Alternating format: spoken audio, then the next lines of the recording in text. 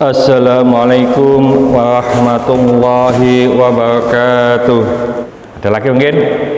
Ya, makasih.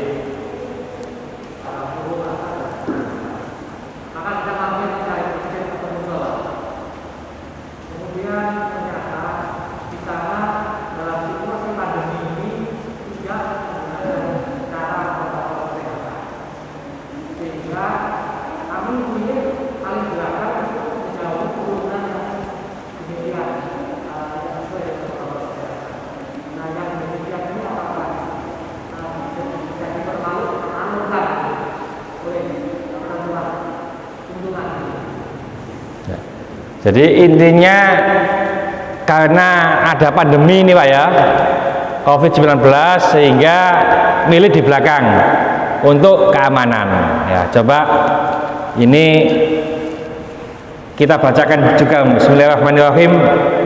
Ada hadis wa an Anasin radhiyallahu anhu qol, dari saya tidak Anas, mudah-mudahan Allah meridhoinya, qala, ia berkata, qala Rasulullah sallallahu alaihi wasallam, sawu sufufakum, luruskan sof-sofmu, barisan-barisanmu, fa inna taswiyatas sofi, karena sesungguhnya meluruskan sof min tamami sholat, sebagian dari kesempurnaan sholat. Muttafaqun alaih. Wa fi riwayatin li Bukhari, dan menurut riwayat Bukhari, fa inna taswiyatas sufufi, karena sesungguhnya meluruskan sof itu min iqamati sholat, setengah saking dari mendirikan sholat. Jadi imam itu biasanya ayo lurus, rapat, kan gitu Pak ya. Nah sekarang itu tidak rapat ono gang. Ini sing bener sing di hadisnya ta pelaksanaannya. Pertanyaannya apa ayat tadi itu.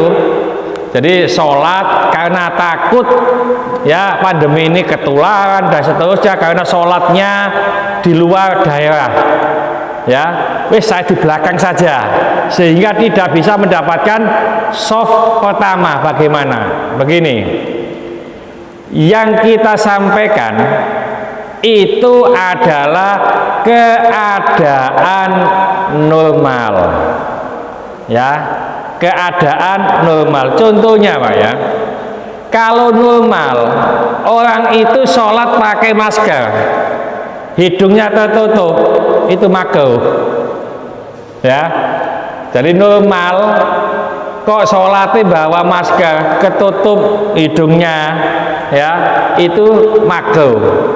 Nah sekarang itu pakai masker, di situ ditulisi yang tidak pakai masker, tidak pakai sajadah, sholat di luar. Oh, sing bener sing ndi ini.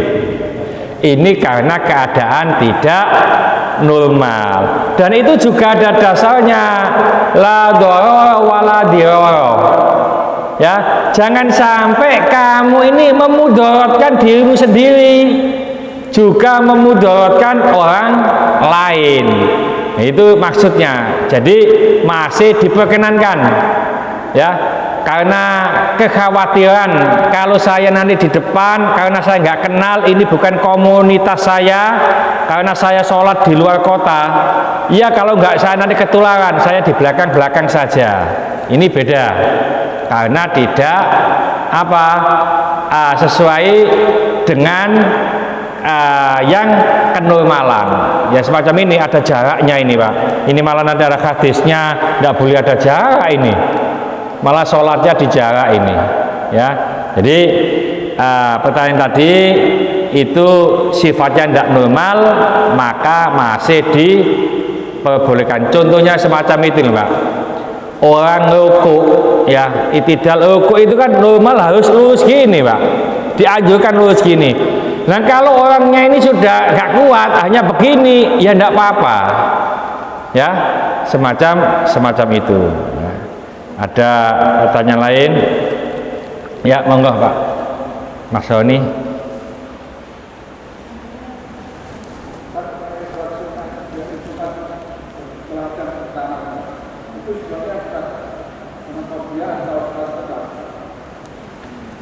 Ya, ya. Jadi ini pertanyaannya, setelah adzan pertama Jumat ini sholat qobliyah Jum'ah atau sholat mutlak, begitu Pak ya. Mengenai sholat qobliyah Jum'ah itu masih ikhtilaf, ada perbedaan di antara ulama. Ada ulama yang mengatakan tidak ada sholat qobliyah Jum'ah, tapi ada ulama yang mengatakan ada. Ada beberapa hadis, di antaranya dari Ibnu Mas'ud, bahwasanya Ibnu Mas'ud itu sholat qobliyah Jum'ah sebelum Jumat itu sholat 4 rakaat, dan setelahnya itu juga 4 rakaat. Ada lagi hadis umum. Hadisnya begini, antara adzan dan iqamah ada sholat, berarti sholat qobliyah. Seperti Isya ini loh Pak, Isya itu ya antara adzan dan iqamah ada sholat. Ada lagi hadis yang mengatakan ya, tidaklah sholat maktubah itu kecuali diiringi 2 rakaat sholat sunnah. Jadi sholat Jum'ah itu sholat maktubah, sholat wajib, maka diiringi 2 rakaat sholat sunnah ya. Nah, mazhab Syafi'i itu mensunnahkan sholat qobliyah Jum'ah ya. Ada lagi hadis, saya lupa siapa yang Ibnu Umar atau yang lain, bahwasanya beliau ketika setelah sholat sebelum qobliyah Jum'ah itu dia sholat, lalu ba'diyahnya di rumah ya, semacam itu. Jadi kalau menurut mazhab Syafi'i lebih bagus qobliyah Jum'ah. Berapa rakaat? Yang terbaik 4 rakaat menurut Ibnu Mas'ud, tapi 2 rakaat juga cukup. Umpamane ragu-ragu ya monggo wis sholat mutlak kayak tidak apa-apa ya, qobliyah Jumat tidak ada kok, sholat mutlak ya sama sebenarnya ya, nggak sholat pun juga tidak apa-apa ya. Jadi ada mazhab sebagian ulama yang tidak mensunahkannya ya, enggak seperti qobliyah maghrib itu loh Pak. Kalau qobliyah maghrib banyak hadisnya, tapi sebagian di antara kita ada yang enggak sholat qobliyah maghrib, eman ya, eman sekali. Yang enggak ada dasarnya itu qobliyah isya. Sholat qobliyah isya itu tidak ada hadis secara khusus. Yang ada ya tadi itu antara adzan dan iqamah ada sholat. Tidaklah sholat maktubah kecuali diiringi dengan sholat sunnah 2 rakaat. Itu dasarnya sholat qobliyah isya ya, sama tidak ada itu Pak ya. Ada yang lain ya, enggak ya.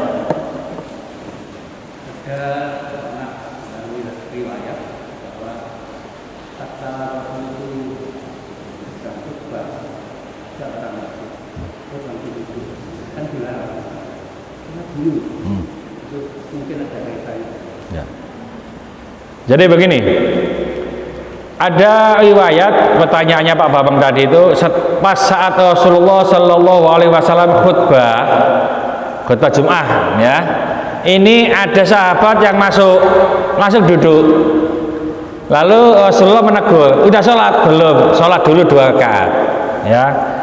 Ini ada yang mengatakan itu disuruh sholat tahiyat masjid, ada yang mengatakan itu disuruh sholat qobliyah Jum'ah.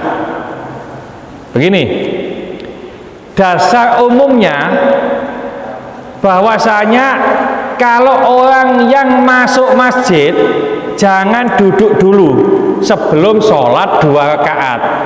Maksudnya sholat 2 rakaat itu apa? Sholat tahiyat masjid. Tahiyat itu apa sih? Tahiyat itu menghormati Pak, menghormati masjid.